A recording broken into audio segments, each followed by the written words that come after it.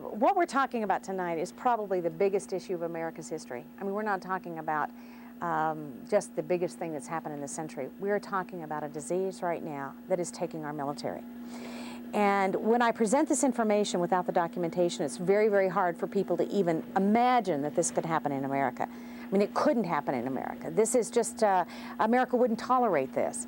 And so this is going to be difficult for a lot of people to hear tonight. It's going to be difficult for those that are Gulf War veterans to have to hear it for the first time on a radio, TV show is not the way to do it. The sad part is we have a disease that is now not just Gulf War veterans, but it is in the general community. And if I were to share with you all of the stories, the tragic stories, you would then probably begin to understand a little bit about the tragedy that has gone on.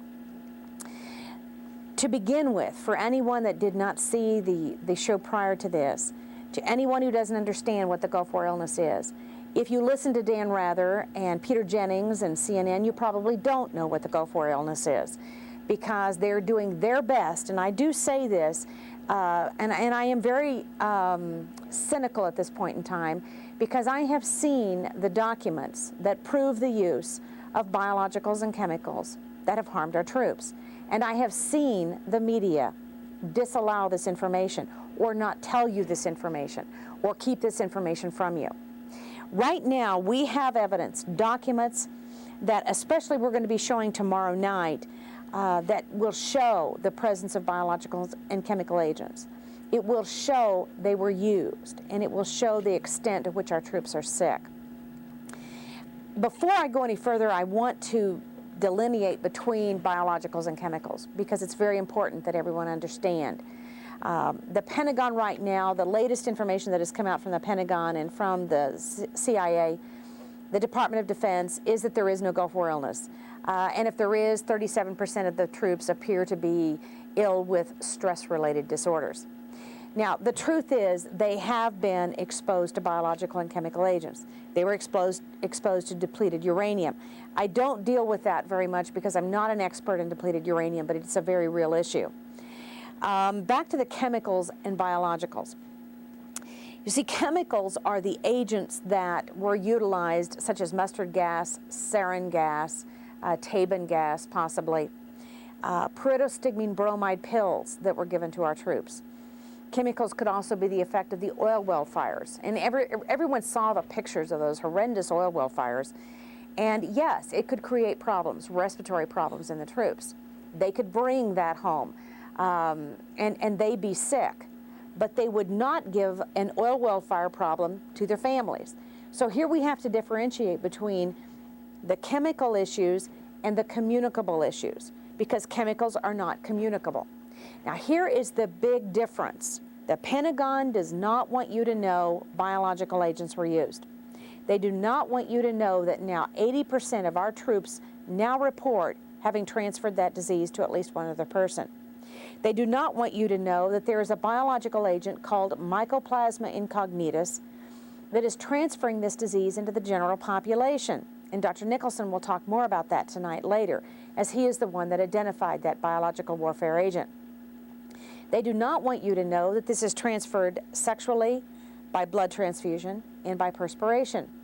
They do not want you to know that the Gulf War veterans' children are now sick. They have the same symptoms. Their spouses have the same symptoms. They do not want you to know that chronic fatigue, fibromyalgia, and Gulf War illness are very closely related. The biological issue gets very sticky, and because we now have some what I call political and criminal implications in all of this, they are going to be very careful in what they tell you about the use of biologicals and chemicals, if anything. Now, just recently, you heard USA Today talk about the aflatoxin. They have finally admitted that, my goodness, were biological agents used. And they mention aflatoxins, which are something that we've not been focusing on. It's a fungus, and it can cause a problem called aspergillosis. But the biological arena is further complicated by the fact that the United States violated Geneva Convention regulations of 1972. We sold weapons of mass destruction to Saddam Hussein. President Reagan said at that time, or Nixon said at that time, that we would not stockpile, sell, or transfer weapons of mass destruction, but it's being done. It is being done up until 1992, 1993. And recently, a company called Sigma Aldrich of St. Louis was just fined for selling biological weapons to third world countries. So we did the act. We sold it to Saddam Hussein. Now here is really what happened during the war. The biological and chemical agents were sold to Saddam Hussein. The war goes on. We have a 100-hour war. Essentially, we lost, to the public's knowledge, 143 troops. The troops then come home. We are not told we are still at war. We are not told that the war is ongoing to this date and that we have now placed 4 million troops into harm's way. But we bring those troops home that served in the Persian Gulf, approximately 700,000 of them. We bring them back here. They start becoming ill. They have rashes, joint pain, chronic fatigue that goes into a myriad of other problems. And we tell them, go to the VA and get tested. They go to the VA, get tested, and they're told, well, you have a mental disorder because we did a psych evaluation on you. What they don't tell you is 90% of our troops have now been given a psychiatric diagnosis. Conversion reaction, depression, stress, any number of other psychotropic or psychiatric diagnoses are being given to the troops. Then they are placed on Halcyon, Busbar, Prozac, Ativan, Haldol. Now why? Why would we willingly, knowingly, after realizing that the troops were exposed in the Gulf, bring them back here, tell them they're not sick, we've never seen that disease before, we can't identify it, here is your psychotropic drugs, we can't find anything wrong with you, but don't have any children. And that's essentially what's happening. So now the troops are getting sicker, and they're dying. But before they die, they're giving the disease to their families. It should concern every real American to learn that about 15,000 of our military have died already.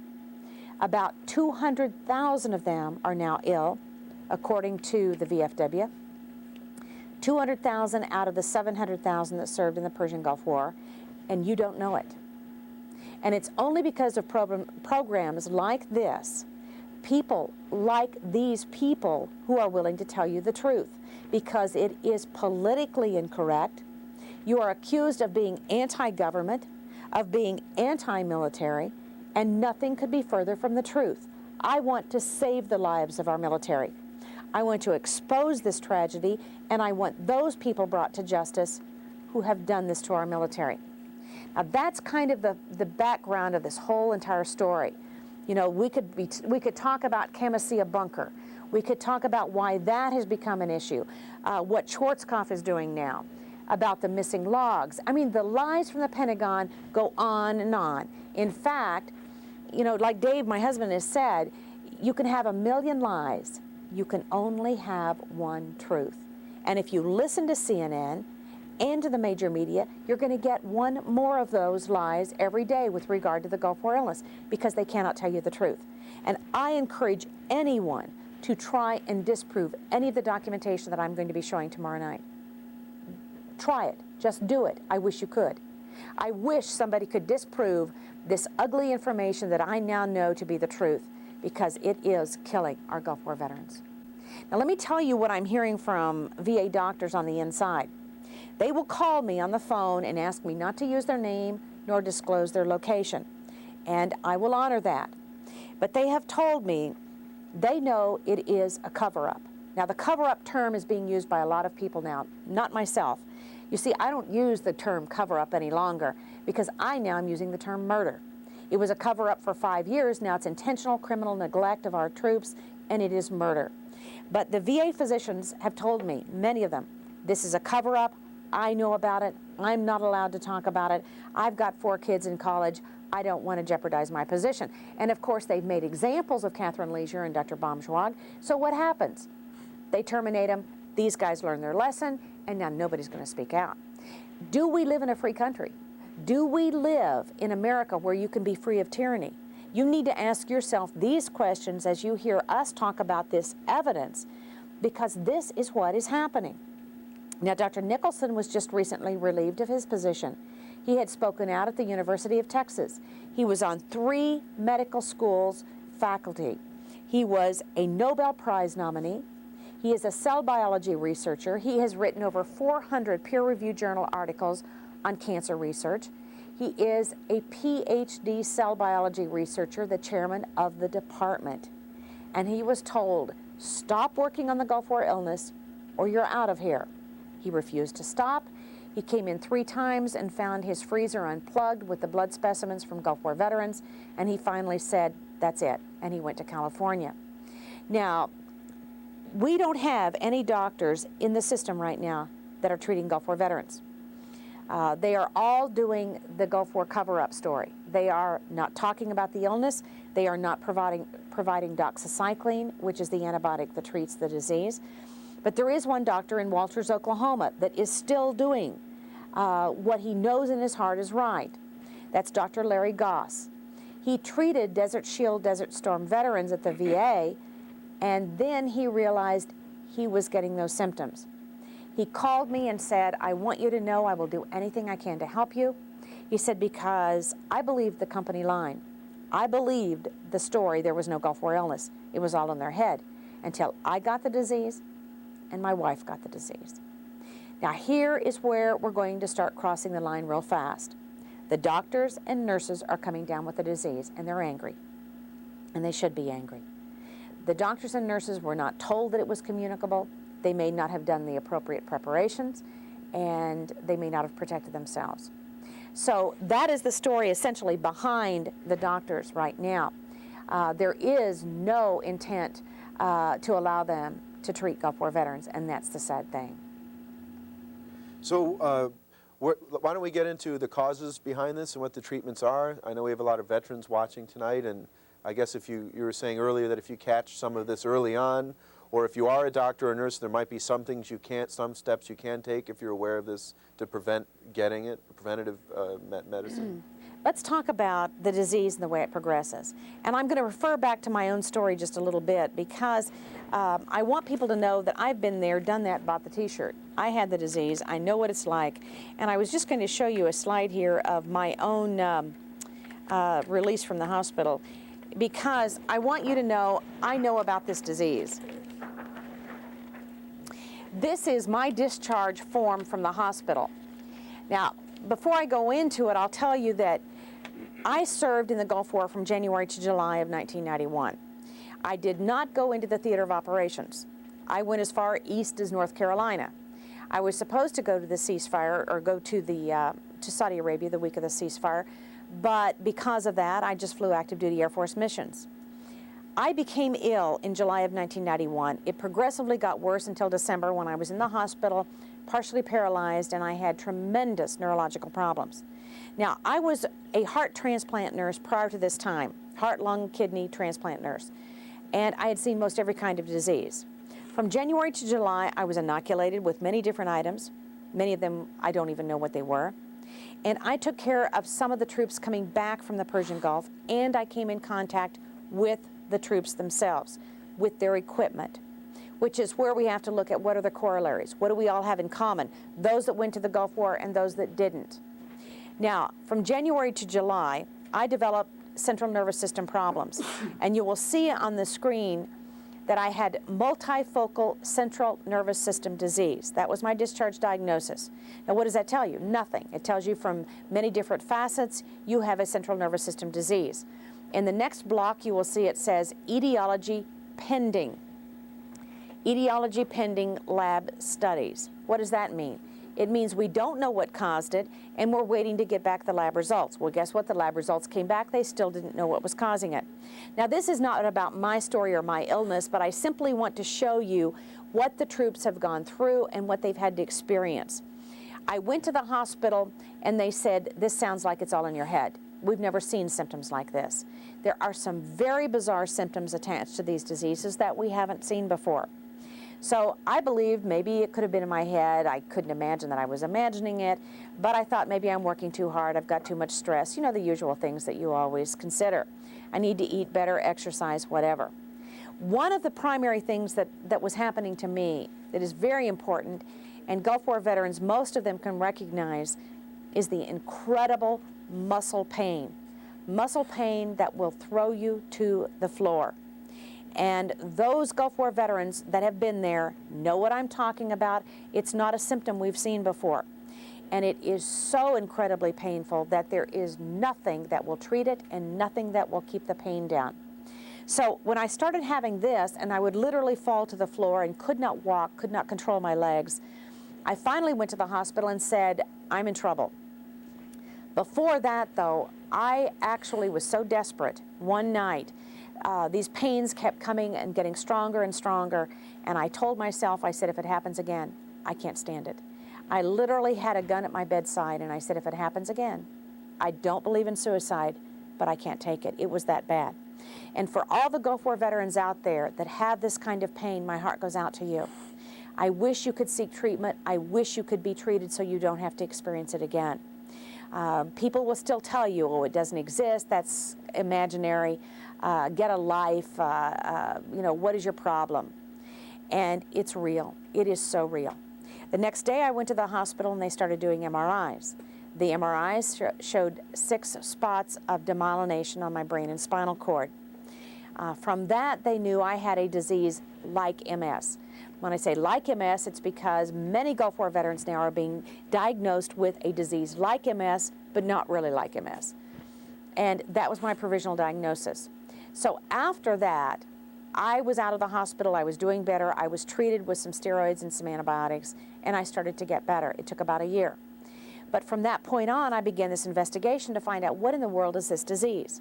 I didn't even go over there, so why do I have it? Now this is the problem, is that we have known this since 1991 that this is a communicable disease, and you're not being told that. Your health department is not telling you that, and I would love for the Missoula Health Department to be there tomorrow. The VA is not telling you that, Pentagon, CDC, on and on. Physicians don't even know that. Now what happens? What other symptoms?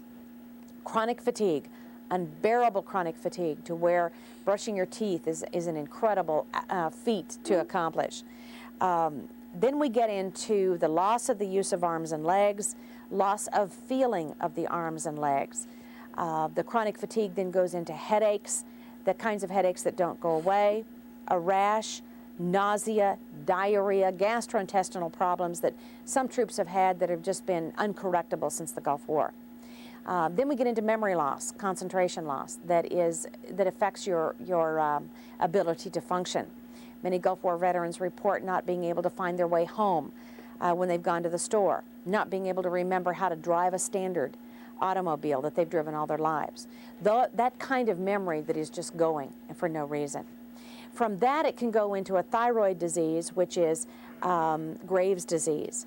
It's an artificial form of a thyroid disease which infects the thyroid gland. And from that, it can go into a cardiomyopathy, meaning a heart disease, where the heart will then enlarge so much that 27-year-old Gulf War veterans need heart transplants. These are because of a mycoplasma incognitus that Dr. Nicholson will talk more about. But then it goes into cancers and tumors. We now have over a 600% increase in tumor rates in the active duty military from 91 to 94. And let me repeat that. Over a 600% increase in the tumor rates in the active duty military from 1991 to 1994. That is a confidential VA document, not for release. I have a copy of it, as does Representative Shays. But these are the kinds of things that people don't know about. Guillain-Barré, ALS, or Lou Gehrig's disease, and multiple sclerosis in very large numbers.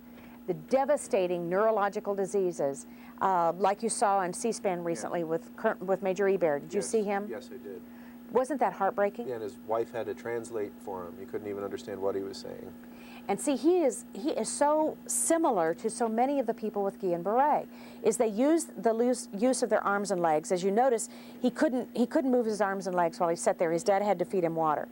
they lose the ability to do everything, and then all of a sudden they lose the ability to swallow, and then after that they lose the ability to think, but that's the last thing to go.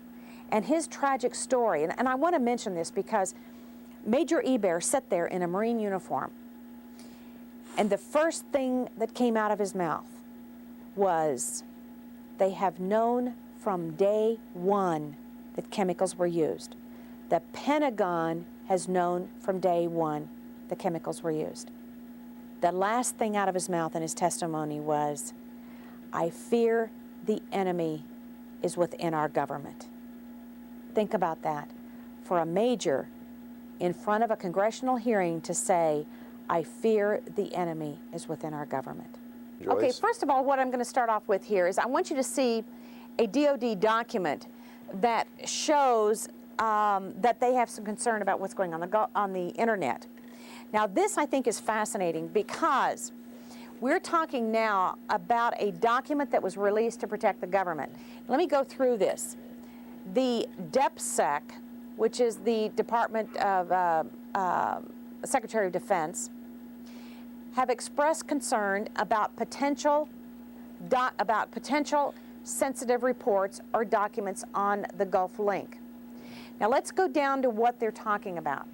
They're talking about making preparation of a response on these particular bombshell reports.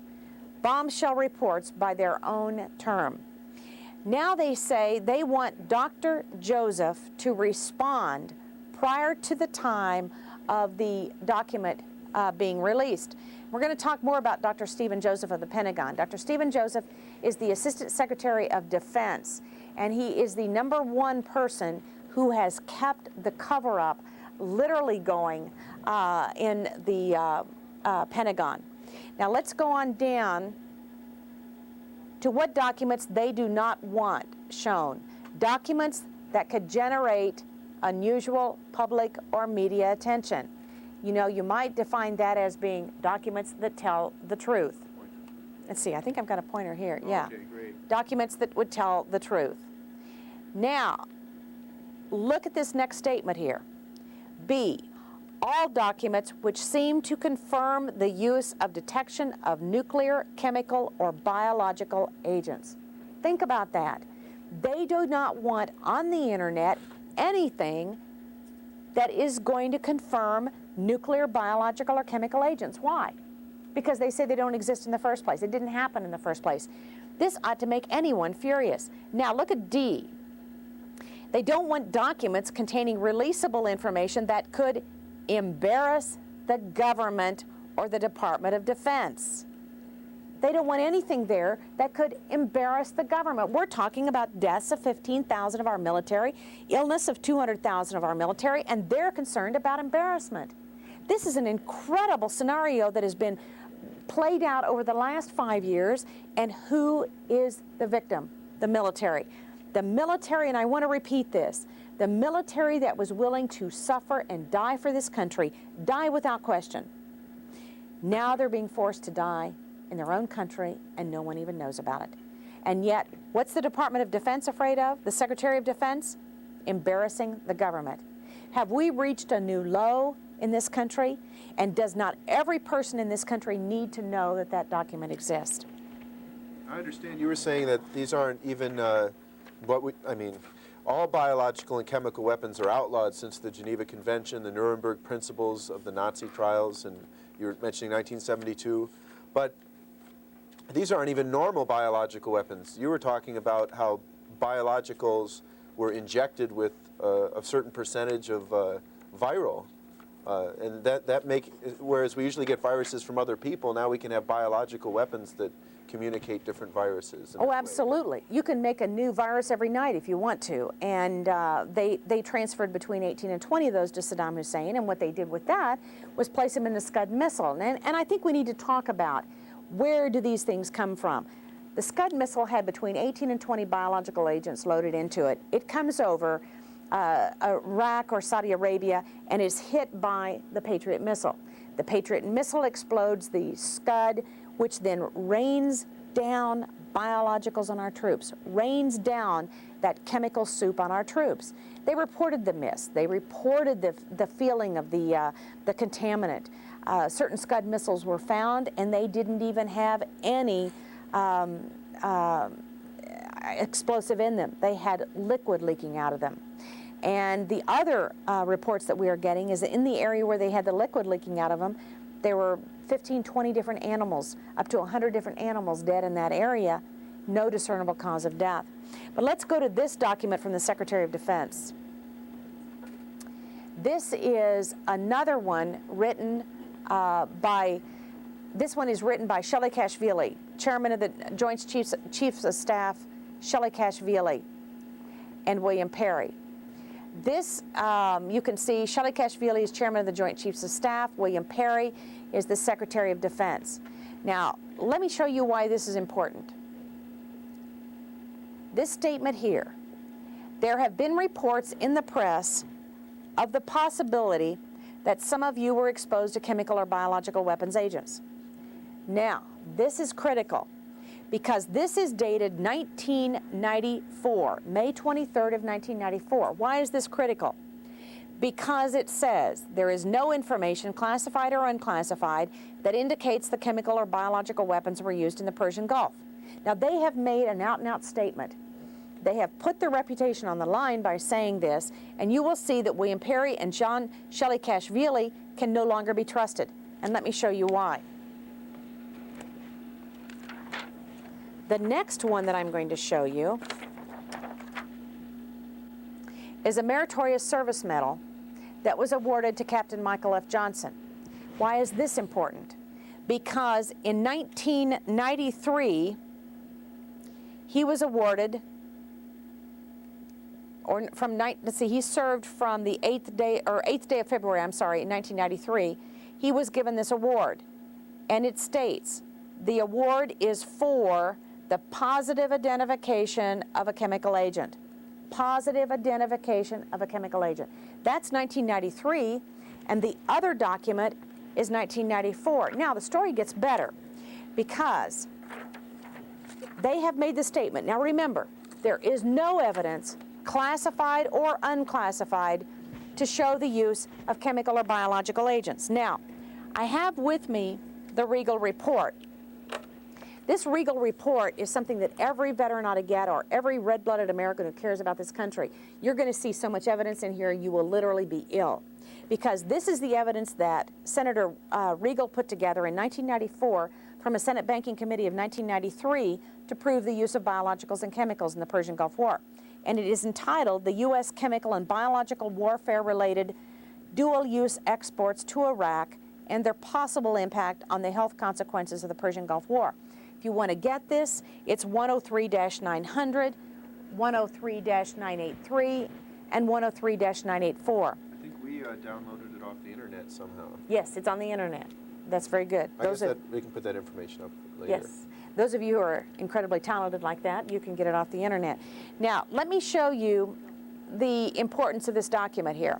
This is page 6 of that document.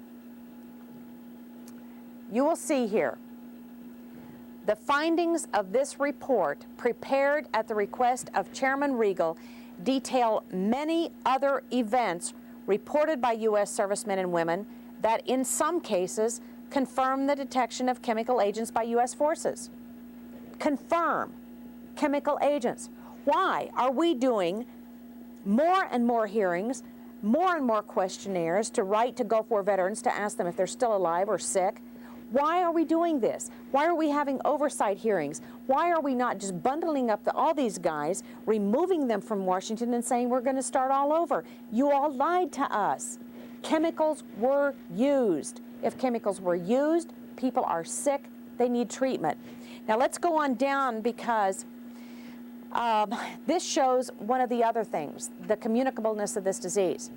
We have received hundreds of reports that many of these symptoms are being experienced by family members. What does that say? Communicable disease.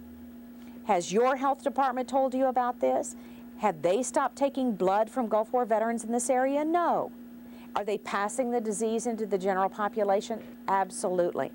Now, go on down.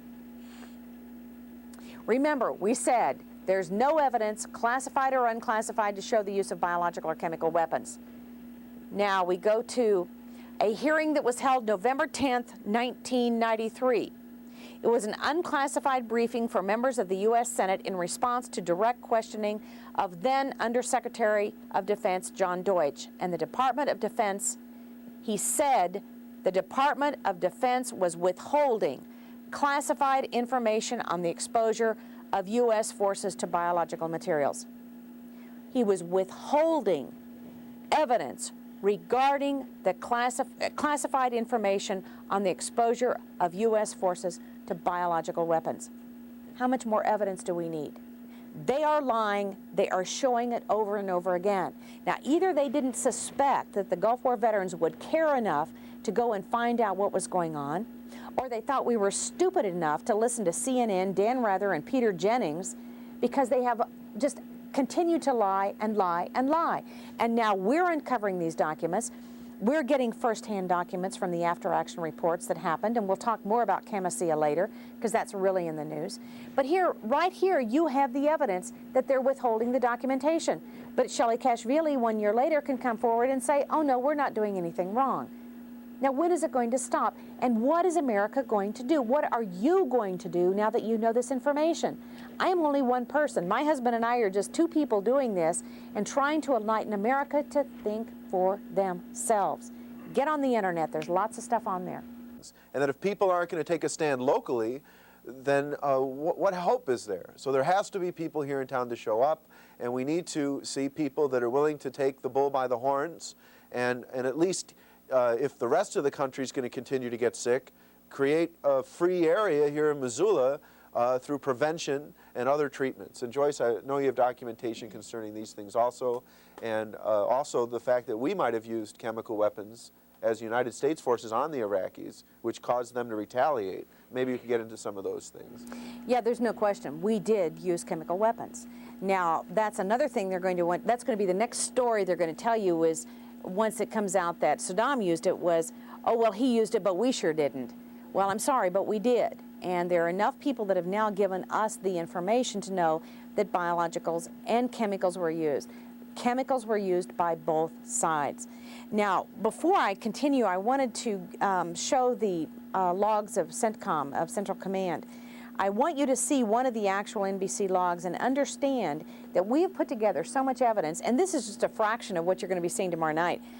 The documentation that we have put together, there's just no way that most people ever see this kind of a program at any given time. I mean, it is not to bash the government. It is not to bash the military. It is not to undermine the thought of patriotism. I mean, I wear the red, white, and blue proudly. I earned it, I did it, and I served. And I want everyone to know I want our troops treated. I am just a nurse. I am a nurse. I served my time there, but I don't feel like my time is over because they're still sick and they need treatment. Now, let me show you an actual NBC log. This is one of those logs, the type of logs that they say are missing, that they believe that we would never find out about. Okay, you will see here that, well, from the top down, it was a secret document. It's been declassified at this time. These were the ones that were leaked out of the Pentagon. The ones that you now will get, if you get any of them, have all been redacted with black areas all over the documents. But ours were leaked out to us in advance. Now, you will see here, we're talking about March 15th down here. This is the date. And the statement on the NBC log is, Lieutenant Colonel Wade advised that Colonel Dunn has confirmed that the soldier of the 3rd AD Armored Division does have blisters, characteristic of H chemical agent, which is mustard gas, on his upper and lower left arm. Now, what you're seeing here is the evidence they never thought you were going to see. They never thought America would see. They never thought anyone would get access to. But we did, and we want everyone to know that this is incredibly critical information everyone needs to see. The next document is dated February of 1991. This one talks about, well, you see here the time along the left-hand side, 27 February. Master Sergeant Blue called. Lieutenant Colonel Billiard, JCS J5, called with questions about SIN-SENT message. That SIN-SENT is Commander-in-Chief Central Command. That is Schwarzkopf. At the Zulu time, right here, Zulu time. Subject, Commander's guidance for disposition of captured chemical and biological munitions. Going down here, you will see they feel destruction of small quantities using field method is okay. Bulk destruction is not approved because it may have great international implications. I guess so. You will see that it was declassified from a secret document on 5 June of 1994. I want to make a statement here about the issue of the media. What you're hearing tonight, you have not seen on Dan Rather. You have not seen on any national news program. You're hearing it on Bahai Faith Call-In. You have to ask the question, why? If we have got previously unreleased documents, material showing the guilt and the lies of the Pentagon and CIA, why aren't you seeing it? Do we have a controlled media? Do we have a nation that has turned over its responsibility to this thing called the media? Now we're getting around that time where we can have Dr. Nicholson on the air live, and so Joyce, why don't we turn this over to you, and you can get into the causes of this, and maybe we'll be able to call Dr. Nicholson when you're ready. Okay. First of all, I want to say that Dr. Garth Nicholson and Dr. Nancy Nicholson are probably the primary pioneers of this whole entire issue. Had it not been for them, being in the background for so long, and I say in the background, they were only in the background because, you know, they couldn't get the mechanism to get this message out because it was so politically incorrect. But they are out there, they are speaking for the veterans, and I know they work night and day. They are really the heroes for the Gulf War veterans. And it is because of them that we now have a treatment that is essentially working for our troops. And I don't want to go into his area of expertise because he certainly is, they are both very, very well qualified in their areas. But I will, like I said before, Nobel Prize nominee, they are both PhD cell biology researchers. They know their material and they have done wonders for the Gulf War illness. And as you see on your as we'll have on the screen here, that's Dr. Garth and Nancy Nicholson, where they were previously at MD Anderson Cancer Center. And as he talks about the disease, I will go ahead and put up the symptom sheet so that you can also see that. But hopefully we have Dr. Garth and Nancy Nicholson on the line now. No, they are on the line? They are on the line? Oh, okay. I see. Well, let's plug them in. And they can tell you more about the disease, more about the treatment, more about the complications of this disease than anybody because they've been seeing it. Hello, Dr. Nicholson. You're on the air. Yes, I'm here. Okay, can you speak again? Yes, this is Garth Nicholson. Yes, my name's Neil Chase. I'm hosting a local cable access television show here, the Bahai Phone and Live, and Joyce Riley sitting right next to me. Joyce? Hi there, Dr. Nicholson. How you doing? Hi, Joyce. How are you? Where are you now? Well, we're in Laguna Beach, California at the moment. Oh, what a shame. What a shame. There's like 2 feet of snow on the ground here. Well, I'm sure you're enjoying yourself. I just heard a little bit of it, but I would like to say that to all your listeners that Joyce Riley, you are our dreams come true in this issue. You have been out there fighting this battle, and when nobody else would do it practically, and so our hats are off to you, Joyce. Well, it's mutual because we've been doing it together, and we'll keep doing it, and we will not stop. And had you not done this prior to my coming along, and I remember when meeting over at your house that day, and I thought both of you guys were crazy.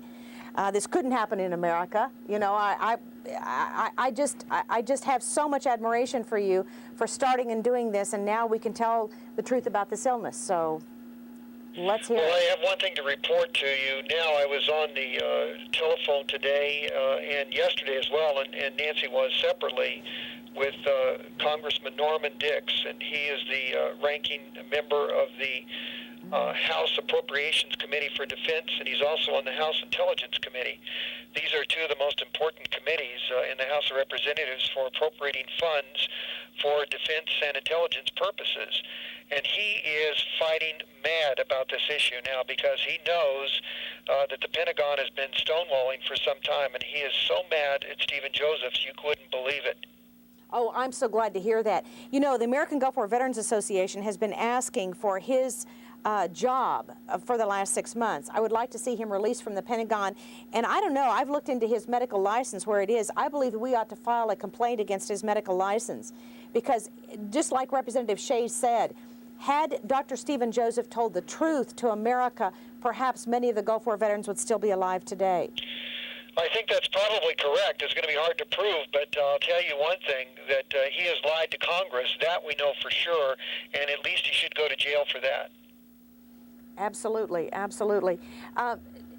What right now is what are you seeing as far as the treatment end of the disease? Because we've talked a little bit about the symptoms, the way it presents, but where are you now with what you're doing in the treatment arena, and what are you seeing as your statistics of success? Well, one thing I should remind your viewers, and I'm sure they've probably heard this before, that Gulf War illness is really a collection of different diseases, some caused by chemical exposure, some caused by exposure to biologic agents, and some by both exposure to chemical and biologic agents. And we've been dealing with the biologicals. These are by far the most dangerous because they have the potential to spread in the population, as you've mentioned. What we're finding when we examine Gulf War illness blood samples, we're finding infectious microorganisms in about 1/2 of the patients that we've examined. Now, this doesn't mean that there's only 1/2 of the Gulf War illness patients that have these contagious infectious diseases. That's just the tip of the iceberg. That's what we know about. We know that multiple biologic agents were used in the Gulf War. And in fact, we've really had the opportunity to discuss this with an Iraqi general, and he indicated that both acute and chronic biologic agents were used, along with chemical agents, nerve agents, and blister agents. And all of these were used to presumably mix together in Soviet war doctrine style for use in the battlefield to confuse the diagnosis of the medical conditions of soldiers who become ill with these different exposures. So we have a heck of a problem on our hands. We've been able to identify, that is my wife, Dr. Nancy Nicholson, and I, in our laboratories, both in Houston and now at the Institute for Molecular Medicine in Irvine, California, we've been able to find a very primitive type of bacteria, mycoplasma, a very unusual mycoplasma called Mycoplasma fermentans incognitus, in about anywhere from 1/3 to 1/2 of the patients that we've examined. We've also found another bacterial infection that causes undulating fever, brucella, in also a fraction of the soldiers that we've looked at who have Gulf War illness. Now, Dr. Nicholson, we anticipate that there are other chronic infections that we don't know about that we haven't been able to test for. Dr. Nicholson, what's the origin of these biologicals, and how do they actually work by entering a person's system, and how are they communicable? First of all, what's the origin of this? Where do these come from? Are these found in nature? Well, originally they're found in nature, although we've looked in more detail at the mycoplasma than the brucella. Brucella is a very commonly used biological warfare agent. We haven't examined that as carefully as the mycoplasma. The mycoplasma I would say, is a new class of biologic agent to be used, what we think was used in biological warfare. A new class because traditionally these slow-acting agents were not used. But in our discussions with the Iraqis, they used both rapidly acting and slow-acting biologic agents. So this would fit the category of a slow-acting biologic agent that causes chronic illnesses. Now, where in nature these very primitive mycoplasmas actually enter our cells and mess up our cells' metabolism. And the interesting thing about these microorganisms is because they've been modified, they can go throughout the body. And when I mean modified, we found some very unusual genes associated with the particular mycoplasma that we found. And one of the genes was a gene from the HIV-1 virus, or AIDS-causing virus, but not the whole virus genome, only one of the genes. And of course, one of the genes by itself can't replicate, so that's what makes this so unusual. And this is an event that couldn't really occur in the wild. That is, there's no way for one of these primitive mycoplasmal microorganisms to pick up only one gene of the HIV-1 virus. So that's an event that's extremely unlikely to occur in the wild. So that leaves us with the only other viable way to explain this, and that's that it was modified in a laboratory somewhere, and we think it was modified to make it more pathogenic or to make it a weapon. Now, do the Iraqis have the technology to modify this type of mycoplasm? They actually did have the technology to do this if it was done in Iraq. They had a mycoplasma unit for the last 22 years at the University of Baghdad, a very sophisticated unit. Most of the scientists were trained in the United States at the Department of Agriculture Isolation Facility at Plum Island, or by DOD or NIH. So these people were highly trained. But there is some evidence that the mycoplasma that we found may have had its origin in the United States. And that evidence is that we have found the same type of microorganism with the same gene in a group of prison guards and their family members in Texas. And these were at selected units where the Army was conducting vaccine testing programs. And a number of the prisoners were getting ill, and then the guards got ill, and they took it home, and then their families got ill, and we started working with them. So these were Gulf War illness victims before the Gulf War. So they're okay. That where in nature are mycoplasm incognita found, and is this something that is living in our system all the time? Like, I guess in the mucus of our nose or our mouth, we have a certain level of salmonella or other types of food poisonings, but we don't get food poisoning. Is these mycoplasms just a natural state? Well, there are natural mycoplasmas that exist in the oral cavity, for example, in the urinary tract. These are very common mycoplasmas that usually exist there. They're not very pathogenic, and they stay confined to those regions. One can normally see mycoplasmal infections, which are fairly routine in a person's lifetime, but often they're just confined to a given organ system. An example, Mycoplasma pneumoniae causes a respiratory illness. Eventually it passes, it goes away, and that's usually all there is to it. But these mycoplasmas are extremely rare, particularly the Mycoplasma fermentans incognitus. It is associated with terminal illness in certain AIDS patients, for example, and it has been seen in terminal illness in non-AIDS patients in the military. These unusual types of mycoplasmas are not confined to a given organ system. They're actually systemic. They go throughout the body, enter all the tissues and cells of the body, and cause major havoc. Now, we've heard reports that that vets that are married that have contracted this, that their semen has been like acid or allergenic or burning on the skin of their partner, and they were told not to have children. Can they have children, and what would be the cause of this part of the illness? Well, this is a little more difficult to explain to your audience, but one of the ways that these sorts of situations can arise is that the mycoplasma can, or any of the other agents that we found, can penetrate into the cells, again, in various tissues of the body, and cause an autoimmune reaction to that, where actually antibodies are made against self, and these set up an immune situation. And when these patients progress to the point where they're extremely sick or near terminal, you often see the signs and symptoms of lupus, ALS or Lou Gehrig's disease, multiple sclerosis, so on.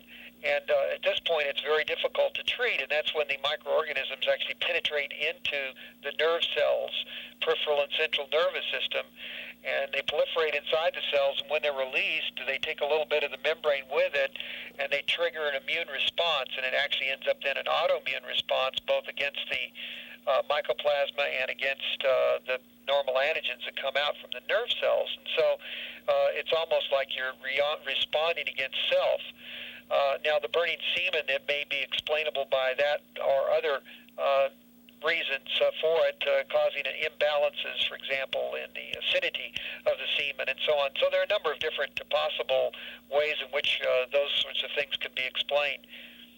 You know, one of the questions I had was, it seems now that about 20% of the troops that I'm talking to complain or have been diagnosed with Guillain-Barré, Lou Gehrig's disease, or MS. It seems about 20%. Would you say that would be related to a chemical or biological or both, or is it the end result of the chemical assault to the body? Well, you know, chemicals can produce some of these same results, particularly if they've insulted the nerves. And I think one way to really differentiate between the two is, number one, the presence of infectious microorganisms. If we see that, then we're very suspicious that these signs and symptoms might be caused by a chronic infection rather than chemical insult. The second thing is, when we find the chronic microorganisms and suggest antibiotic therapies, usually the signs and symptoms slowly abate. That is, they eventually go away. And of course, that will not happen if there's chemical damage, if it's permanent damage, or if someone has a genetic autoimmune disease, which are quite rare, but they do occur in the population. Just recently, I know the first mention of biological weapons was on ABC News as well as on USA Today. What is your response to the aflatoxins as being a possible biological agent? Well, they are a biological agent. The aflatoxins themselves are toxins. That means there are protein components that are produced biologically. They cause carcinogenesis. That is, they will cause a cancer to form. They're toxic by themselves, but at low concentrations, they can cause cancer. And Joyce, as you know, there's been an alarming increase in the rate of cancers, often very unusual cancers, in our Desert Storm veterans. Yeah, I think, you know, I was told it's over 600% now, increase from 91 to 94. Have you heard anything other than that? No, I don't know any later data than that, but it's the rate of increase that's the most alarming. The rate of increase has gone up so quickly, practically zip in 91, and in 92 it started to take off. In 93 it had a sharp rate of increase. In 94, even a higher increase yet. And I don't know what the statistics are for 95 and 96, but it's very high rates right now, and it's increasing all the time.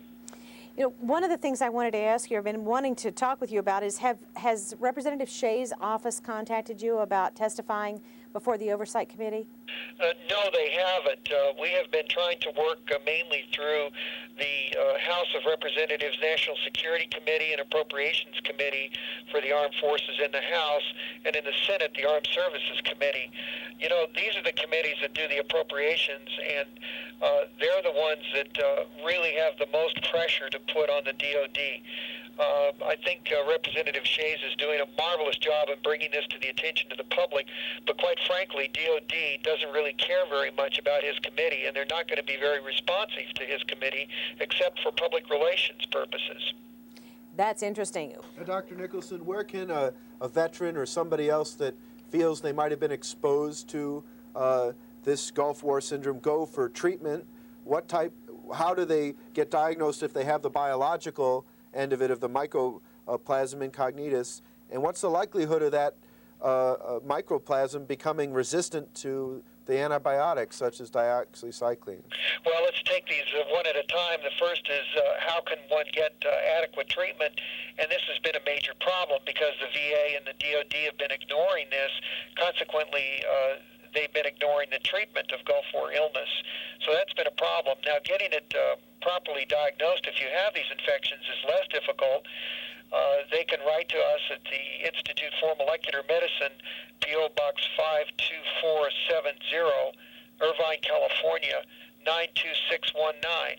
And you could probably do a graphic and put that up just so that people know where they can write to us. We'd be glad to send them information. Also, Joyce has a lot of information on her website.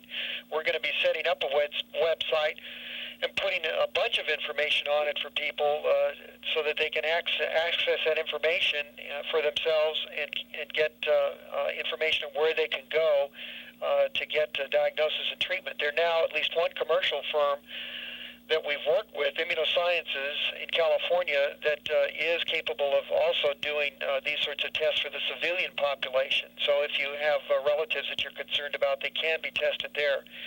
If your family members start coming down with the same signs and symptoms that you have, this cannot be a chemical problem. This has to be a biologic agent, because the chemical agents are not contagious. So when your immediate family members, your spouse, your children, start coming down with these unusual signs and symptoms that Joyce has probably gone over in your program before, that's the time that you have to consider that there might be a biologic agent involved, and you have to seek adequate testing, because it will just slowly continue to spread. And I don't want to be alarmist here, because we're not talking about Ebola virus. We're not talking about something that's wildly contagious. We're talking about a mildly or moderately contagious chronic disease, infectious disease. This is an airborne pathogen, so it does not require intimate contact to spread it, but it does seem to require some prolonged, close association with an infected individual to come down with this. Also, the illness has a very long latency period, so it can take between 6 months to a year before the clinical signs and symptoms become apparent.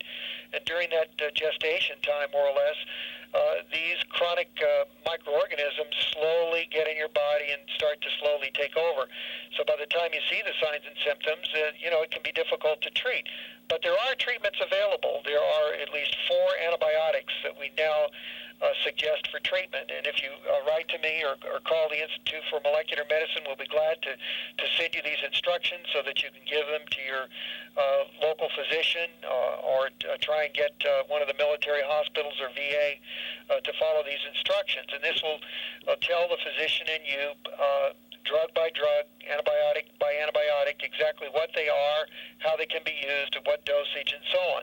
Because we found at least 4, that means they can be switched back and forth. So that means it's less likely that resistance can be acquired, so that you can switch to a different antibiotic, so you don't have to worry as much about a resistant subpopulation of microorganism coming up that is resistant to the antibiotic that you're using. When we first started this, as Joyce remembers, we really only had doxycycline as our only antibiotic, but now we have a few antibiotics that we can use, and we also have an antibiotic for children, azithromycin, and we struggled for years to figure out how do we take care of the young children.